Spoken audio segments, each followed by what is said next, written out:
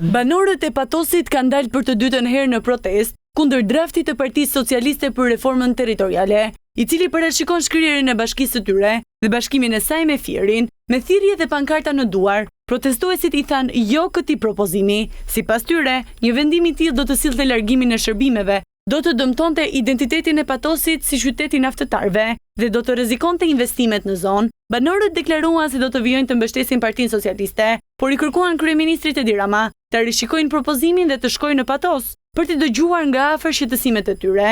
Kritikat nuk munguan as ndaj deputetëve të zonës.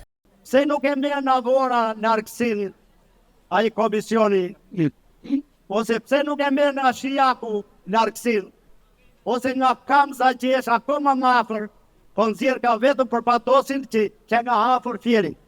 Iku bashkia tu gjelët gjenë e vëcekur. Ti të resë mendjes, ne jemi Parti Socialiste, kemi qenë dhe kemi jemi dhe do të jemi. Asnjëherë se erdhëm këtu për takim. Mas diku pe ata shokit ka bjebosur ju hap të thola, o të mbledhësh banorët nga vinë ata nga bashkitë e tyre, nuk janë as fasonet ku punojnë gratë e Patosit. I bën thirrje Edi Ramës të vitë ulet bisedojmë me naftarët e Patosit. Do ta dënojmë me forcë, me të gjitha mundësitë që kemi, ne të bllokojmë edhe rrugën atje, vinë këtu hanë buk ditën e natën të vrasin.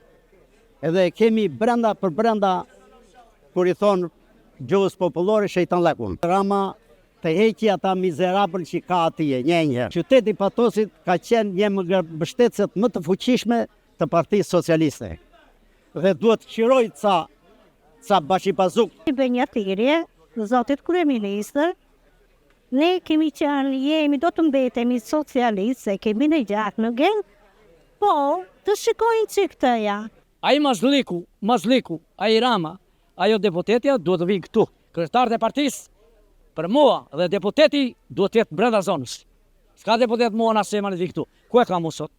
Ku e kam? Protestuesit paralajmëruan për shkallëzim të protestave nëse Partia Socialiste nuk tërhiqet nga propozimi dhe Patosi nuk vijon të mbetet njësi vendore më vete.